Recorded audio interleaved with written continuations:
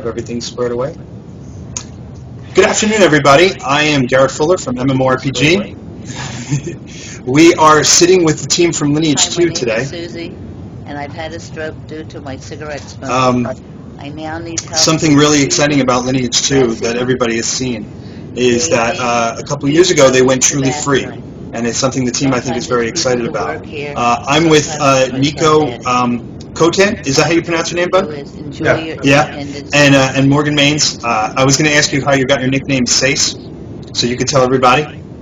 Actually, it was when I was doing QA a couple years ago for Ion, actually. It was when I was in QA, you end up creating a lot of characters, and you just start kind of making up names after a while, and I really liked Sace. For no particular reason, I guess, just the sound of it. It means six in Spanish. You got your nickname Sace? One of the ones I was working on. So you could tell everybody? Actually, it was when I was I think we got a little echo. A couple years ago for Ion, actually. It was when I was in QA, you end up creating a lot of characters. And do you guys hear an echo? We can switch it around if it's really bad. We don't hear it over here now. Okay, go For no on. particular reason, I guess, just the sound of it. It means six in Spanish. You got your nickname Sace? One of the ones I was working on. You could tell everybody?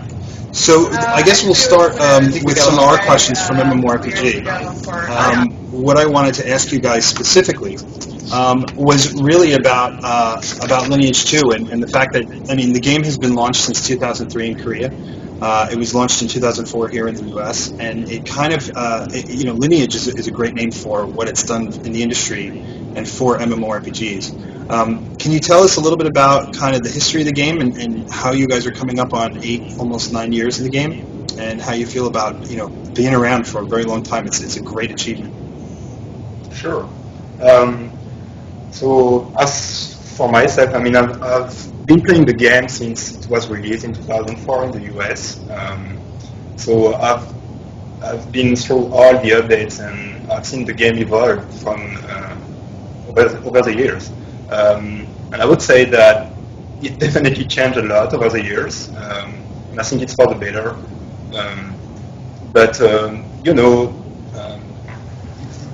It's a very competitive game, very PvP-centric game. We don't have a lot of those here in the West, so Lineage II really captured all the players that are very focused in PvP. And I think over the years we acquired the reputation of being one of the best PvP MMO on the market, actually. And I think it's still all true today, more than ever, actually. So yeah, the game definitely evolved. I mean, there has been a lot of content added to the game. Right now, just the world map, for example, has been expanded like 4 times from what it was originally. There is a lot more PvP content, a lot more PvE content as well. So yeah, all in all, I think the game had a good run, a good evolution, and with the Goddess of Destruction launch a few months ago, this was a big opportunity for us because that update really it revamped all the starting zones of the games, so it made the game more accessible for new players, which was really something we needed after 8 years. So that was a really good change. And of course, it added content for high level. Mm-hmm. So yeah, all in all, I think we're pretty happy with how the game did for 8 years. Yeah. Getting better every day. Yep. It's fantastic. I mean, Morgan, from your perspective, what's it been like to work with a community like that goes back a long time and really kind of has depth to it, Yeah, for sure. It's a very unique community. I mean, they've been around since launch. Well, a lot of them have been around since launch. We have veteran players, we have new players, and we also have a lot of returning players. Like, in the last 8 years, anyone that's come back now, most of the people have played Lineage 2 at least once in their life in the past 8 years. So we're world famous. And everyone likes something a little bit different about Lineage 2. Some like the story, some like the game world, some like the PvP, some like the PvE. So we have a bit for everyone all the time. And I'd say the community, they find a niche in the game and sometimes they want to defend that, but like hold on to it for all time. But at the same time, all the new content, it's really inviting. So there's lots of world expanding, and yeah, I've been seeing that everyone's pretty pleased with what we've been doing so far. That's good. That's a good thing. I mean, one of the things I think for both of you guys, Nico for you as producer and Morgan for you as community manager, if you could each tell me just very briefly, what is your favorite part about working with Lineage 2? For you guys, I mean, it's like I said, it's got a big history. You have a veteran community. What's the one part for you guys that really is your favorite part of working with the IP? Well, for me, it's an easy question because I think Lineage 2 is one of the only games to do that. But it's basically the open PvP system, which is pretty unique to Lineage 2. I mean, the fact that you can PvP almost anywhere on the map, it's really something unique to me for it too. So I'd say that. For me, that's the opposite. I'm a Care Bear. It's two sides of the MMO coin, right? Yeah, for sure. I think that in working for Lineage 2, some of my favorite bits are actually, going onto the QA server and looking at the new content for each of the updates as it comes out, finding all the visual elements the player's going to like, writing the patch notes. Not necessarily about being first and all that, it's just I like that I'm involved in introducing that to the players. It's very rewarding. Mm-hmm. It's an honor. Mm-hmm. No, it's very cool. It's great when, I can imagine from your perspective, when you get a great new piece of material that's going to be launched in a game, and you see it, and you're like, they're going to go nuts, Yeah. And I think that's a really great thing. And Nico, from what you said with the open PvP, I mean, that's something I think a lot of MMOs have lost over the years, and they're very quick to kind of wrangle it in and contain it and put it in specific zones and things like that. I agree with you. I think that element to MMOs has really kind of faded away, and it's something that was critical, to players. Yeah, definitely. I mean, especially with N2. And I think, when you said that most games actually lost that part, I think part of it is due to the fact that it tends to have bad publicity around the net because, I mean, PvP obviously engage the players to fight each other, so there is always, a lot of drama around it, but that's also what makes the game great. I mean, sure. I've seen people returning to the game just for the drama, basically. So yeah, it's also a good thing. Yeah. I think a lot of games miss that today. I think so too. I think games I think a lot of games look at PvP as kind of an afterthought, and I think it's one of the core essential parts of any game that's being produced. I mean, especially with some of the trends we've seen in console games becoming so popular with PvP, and the fact that Lineage has had it from day one is really, really important and special. So, cool. I'm going to jump into the fan questions. We have quite a few, and I want to try to get to all of them. So hopefully we'll get to everybody here on the list. The first question I have is from Pit Lobby. I don't even know how to pronounce it. I love usernames, right? Pit Lobby. And, so Petit Labi. Is it Petit Labi? Yeah, that was really good. He's one of our players. Awesome. I'm glad you can pronounce that, Morgan, and not me. I have to figure it out. The question is the current model viable for NCSoft economically in terms of the truly free model? And does the in-game store generate a lot of money? Obviously, you can't answer certain aspects of that question, but can you talk about how the current model works for you guys from a production and community standpoint? Sure. I mean, the truly free launch was definitely a success for us. We've had a big jump in revenue. We're making more revenue now than we were before. Mm-hmm. The population of the game also really jumped. I mean, we opened 3 new servers, so it kind of speaks up for itself. Sure. So all in all, I think, we consider this truly free launch a really big success for A2, and it allowed us to really put life back in the game again, because it was lacking before truly free, but now it's better than ever, really. Mm-hmm. So yeah, there's been a lot of, it's a very different model than actually any other kind of game out there. We were the first game to launch truly free. Since then, Ion has taken the same kind of model. Mm-hmm. But it really has breathed a lot of life back into the game, not just as a revival, but as an entirely new experience. I mean, chimed in with the Goddess of Destruction launch, it was the perfect timing for both of those things to happen and complement each other. So yeah, this model is definitely very viable for us, and it continues to impress everyone. That's great. I do believe it's a trend. It's funny. I think all of us went through it when we first heard it a couple of years ago. Like, is that going to work? And now, a few years later, you're starting to see that it really does work very well, and increasing population, increasing interest in games. It's important, and it makes those veteran players have, new players are coming in all the time. I'm sure you guys see it, and I think it's great. So cool. There was another question they had. And this was one we were joking about right before we came onto broadcast, which is, are you aware of bot problems? I leveled the character from 1 to 24, and I counted around 60 characters, doing starting quests with RMT or for RMT. The issue's been raised, and do you have a plan to kind of deal with it? And I know we just joked about that a few minutes ago. So. Yes, we're definitely aware of the problem.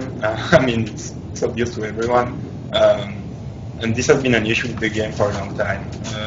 So with the 23 launch, it was a big challenge for us because we really wanted to make the game very accessible to everyone. But at the same time, removing those entry barriers obviously also attracted a lot of unwanted people, if you will. But I want to say that we have made a lot of progress in the past month, and I think the players have seen that. There is still some issues, and I acknowledge that, but we are really working very hard. It's always at the top of our priority list, so we're constantly working on that. I think it's an endless battle, but we'll fight it, and hopefully you will see some big improvement very soon. Mm-hmm. No, that's good. Bots are really a problem for any MMO out there. Bots, cheaters, RMT in general. That's mainly what they're for. Right. Yeah, it's kind of weird, but it's sort of a sign of a successful MMO that they're in there, because that means the market is literally good for it. Players like that, they want to excel. Obviously, it's a bad idea to go for it, because that's not how the game is meant to be played whatsoever. As specifically for those starter quests, that's actually a problem that we'll be addressing pretty soon. So soon when you're going through those starter quests, you won't be seeing, 18 dwarves stacked on each other. Cool. Yeah, it's funny. A lot of people kind of blow hot and cold with the bots thing, but I agree with you, Morgan. I think if people are using bots, you've got a good game out there, and it's true. It does speak to the success of an MMO. When you have players willing to go that extra distance to get that kind of, to integrate them into a gameplay and do that kind of stuff, it's L2, it's a very competitive game by nature. Mm-hmm. It's also a very open space game. There is very few instances. Mm-hmm. There's a little more now. There used to be very few little instances, so it's a very open game. Sure. So that's my view anyway, but I think that the bot probably may be a little more visible in L2 than in other games as well. So we get more feedback about that too. Mm-hmm. But I want to reassure the players that we're definitely working on it. Yeah, no, that's good. I'm sure that's what everyone's going to want to know. The next question comes from Wild Singer, and the question is, ever since Lineage II became truly free, I've enjoyed it more than ever. I think it was a brilliant move. I'd love to ask you, NCSoft, has it turned out as you expected? And I know we talked a little bit about this with an earlier question, but I guess that kind of speaks to you, Morgan, in the community side. Is are you happy with the results from what you've seen over the last year or so? Yeah, it's definitely a huge change. Yeah, this is similar to what I said before. It's a huge change for everyone, not just the veteran players, but also for the new players. And the community has seen a lot of change in that as well. Right after launch, the forums just exploded and been very, very, very busy for a long straight month, over a month, right after launch. And it's calmed down a bit since then as people started to find answers on their site and so on, and find friends and move on with the game. I can't say that it's necessarily turned out as expected because Truly Free is a brand new concept. We didn't really know what to expect. Sure. I definitely knew that in going, to leaving the subscription model, that there would be a lot more players, and sure enough, there are. So that's as expected. The forums are very lively. We open new servers, and it's an educational process, but it's definitely impressed me how well it's turned out. Yeah, I think overall we're very happy with how it turned out. Great. Yeah, I think, like you said, it is a new, truly free is kind of a new concept, and so it's an educational process for everybody, for players, for you guys, for us as journalists, to look at the games and go, okay, is this working? How is it working? And there's definitely results you can see in terms of numbers and population and everything, but again, it is a learning process overall, and I think it's a great choice. I think you're seeing the industry kind of follow suit and turn that direction now, and it speaks to its success. So yeah, it's definitely a learning process. Yeah, all the time, and till today. Yeah, we're all in it too. That's the way I always look at it. We're all in it together, kind of learning it as we go. The next question comes from Big Mac Tree, another great username.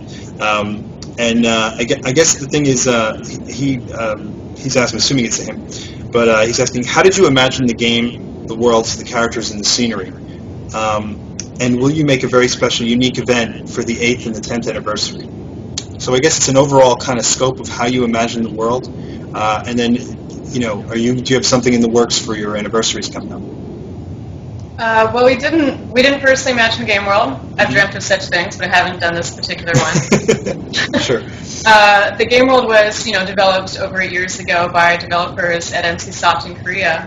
And I can't say how they imagined it, but in my opinion, I find it's a mix of classical fantasy mythology and a lot of very new elements that sort of encourage PvP combat as being a logical part of the story. Mm-hmm.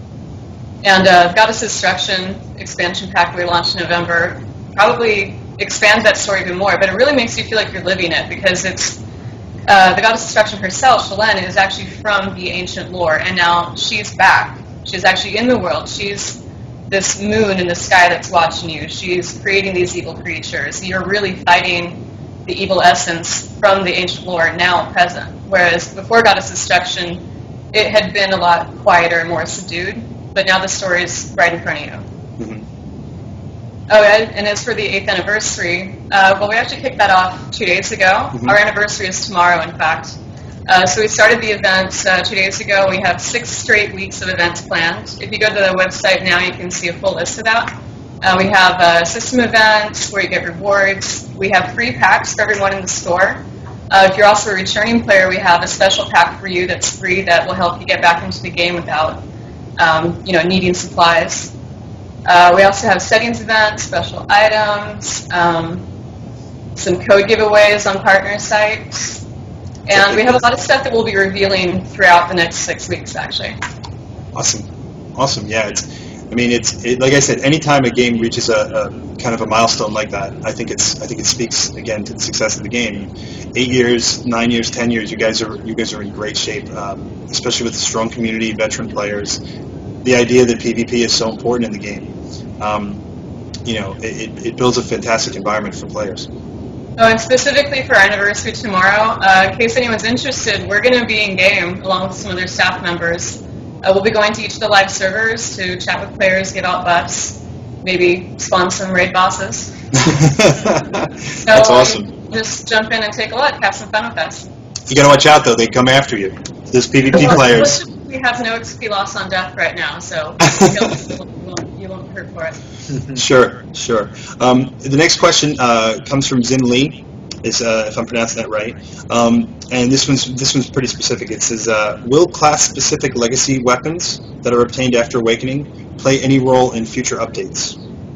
And are there any plans to diversify the current 4th classes by giving back some upgraded old skills from former 2nd and 3rd classes? So I guess it's a 2-part question. Why don't we talk about the legacy weapons first? Sure.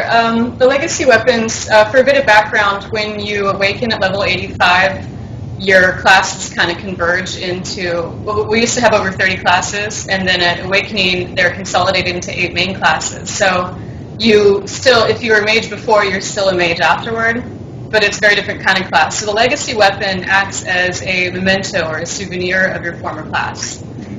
It's true it doesn't have much attack value. It's not really a viable weapon to use for combat. It does have a pretty cool glow on it. We think there may be, it's possible that there's some secret plans that developers have to have more use for these weapons in the future. But for now, they're just a very pretty souvenir. Mm-hmm. Yeah. And as for the skills question, so as Morgan mentioned before, with Goddess of Destruction, when you awaken at 85, you trade in your old skills for new ones. And we had a lot of complaints from the players because they have been using those skills for years, and they have grown to really like them and know how to use them. And they had to trade in for new ones that they didn't know anything about. And so that was a big change. So obviously a lot of players asked us to make it so that they could choose which skills to keep and which skills not to keep.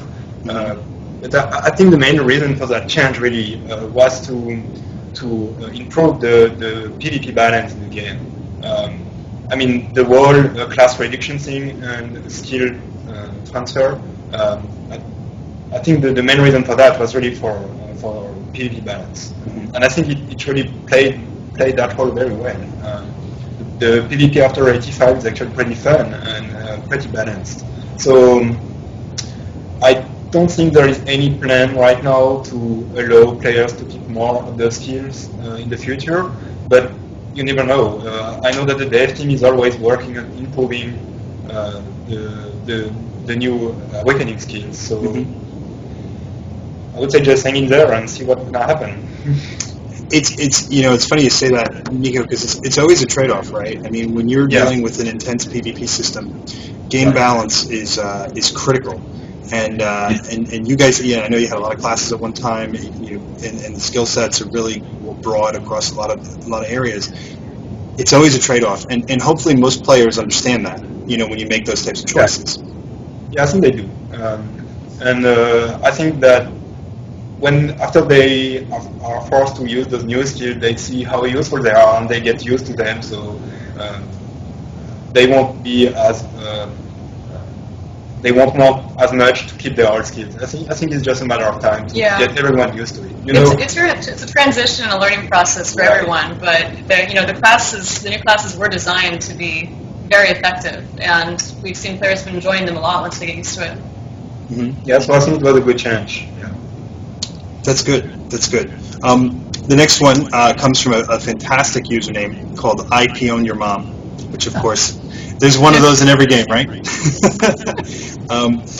it's actually, the person actually has some really good questions. Will future events have rewards that are not tied to the store, but also worth having?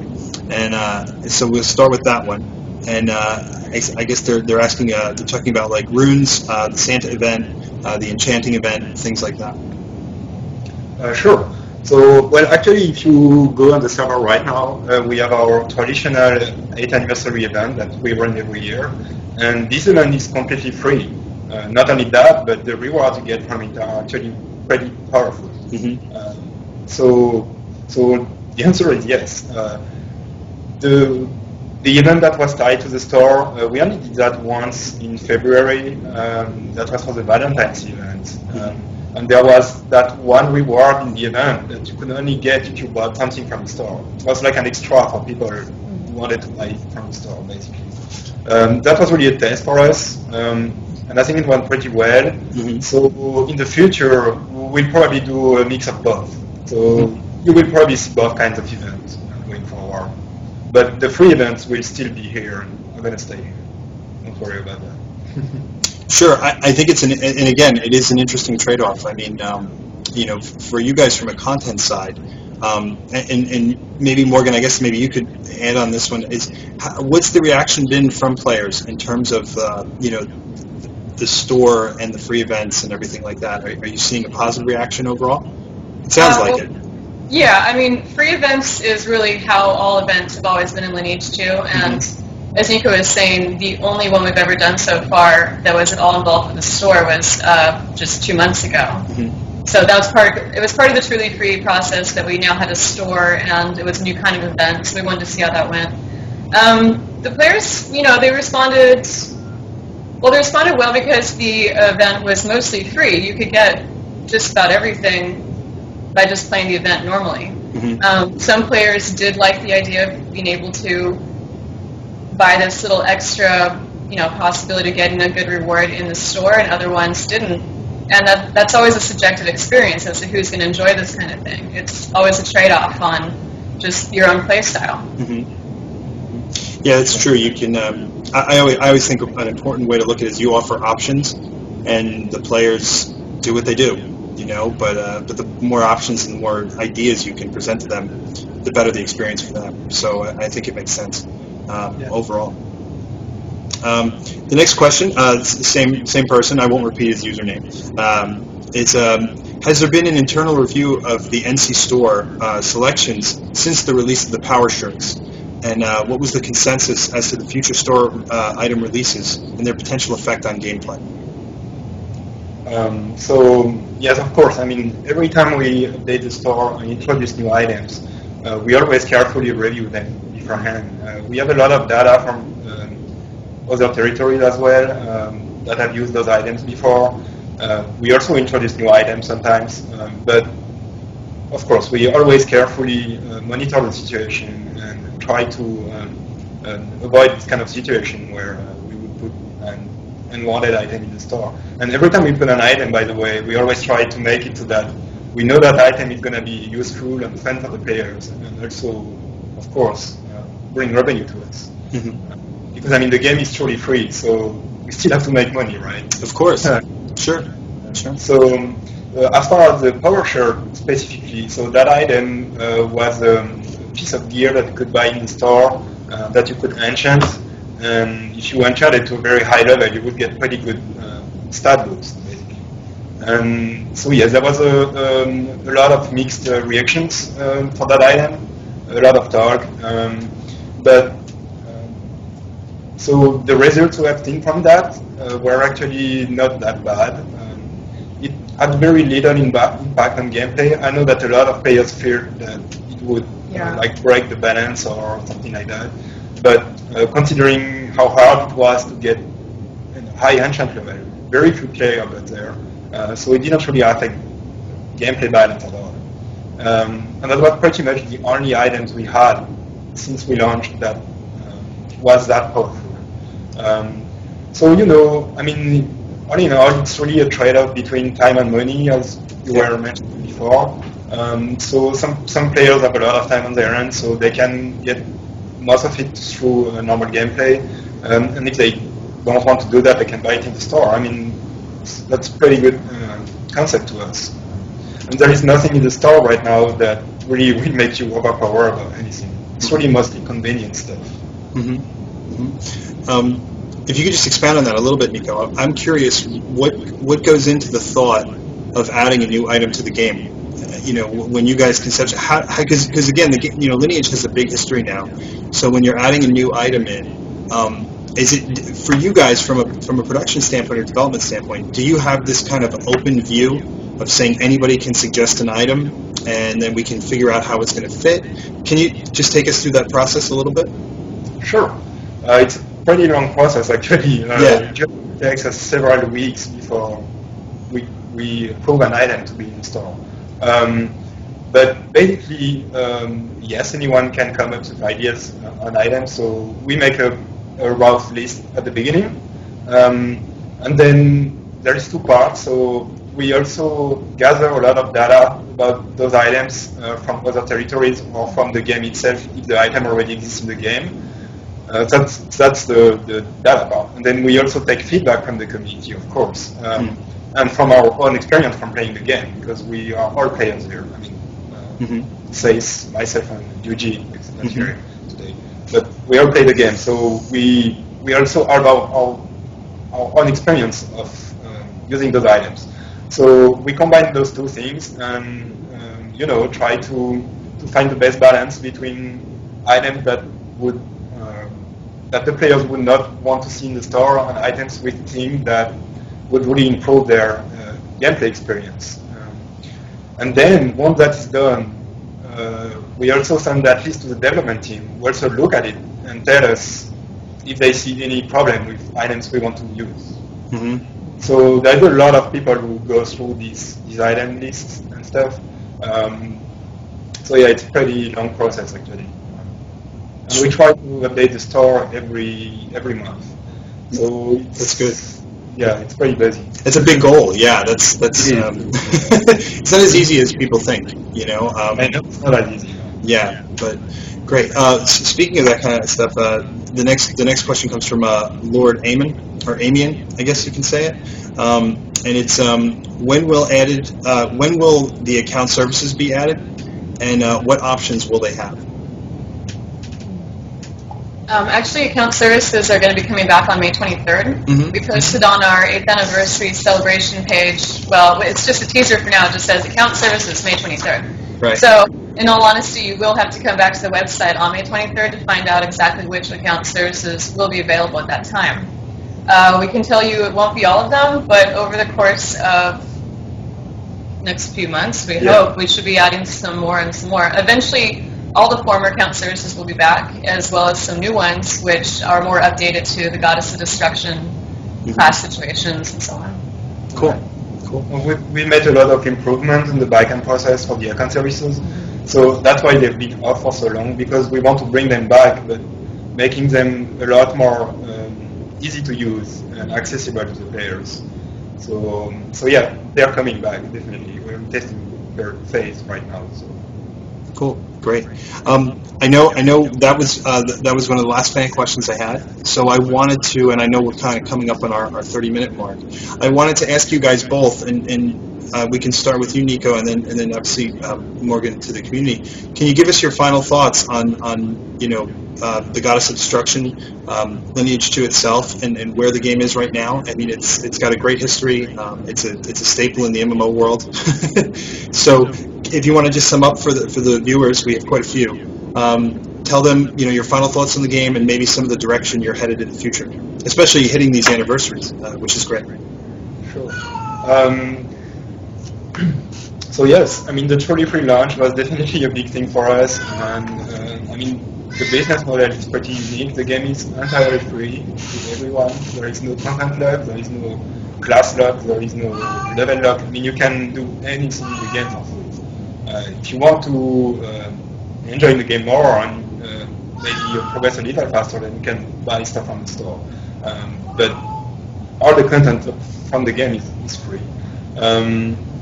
As far as the future goes, we actually have a pretty interesting update coming up very soon, which is the Goddess of Destruction Party, which is the next major update for the game, which will land this summer, hopefully. And it actually brings back the PvP component at the center of the game. In this new update, there will be a big revamp of the castle siege system, which has always been one of the, I would say, players' favorite. Yeah, players' favorite content. So there is a big revamp of that system with a dark and light side. There is a new PvP competition which is called the Ceremony of Chaos, which is like more clan Olympiad. Yeah, like a clan Olympiad activity basically. So we're really excited about that because especially our Western audience, they love PvP, and that will bring a lot of new PvP content to the game. So we are really looking forward to that. Maybe Morgan can talk a little bit about the anniversary. But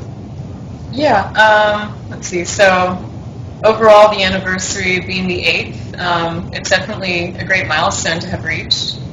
All of our previous anniversaries have always been a good celebration, and we definitely expect to keep on going on to our 9th and even our 10th year anniversary in 2014. Coming up after that, though, I mean, Goddess of Destruction Touty will definitely have a lot of interesting stuff to bring. I think that right now for the anniversary, though, we're mainly rewarding players, thanking them for staying, encouraging them to stay longer, having a lot of fun in the game right now. I mean, no XP loss on death, that really keeps that PvP element alive in the world. Oh yeah.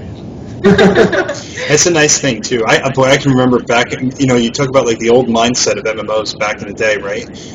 Even pre-Lineage II. I mean, death penalties were brutal. I mean, there was no hope, right? And now, doing something like that for players, it actually, I always thought, there was a trade-off, but I actually think it enhances PvP a lot more. I mean, you can do minor death penalties, and you can always kind of tweak it and balance it out, but I think you get a lot more action knowing, hey, I think I'll be okay on this one. No XP loss is a big deal. So, Cool, Yeah. cool. Guys, listen, I can't thank you enough for taking time this afternoon. I know, not only with Lineage 2, but NCSoft is very busy this weekend. And we love working with you guys, as always. And we really appreciate these broadcasts. I know it's a first time for me. I hope it went well for everybody. And like I said, we had a lot of people tune in to watch.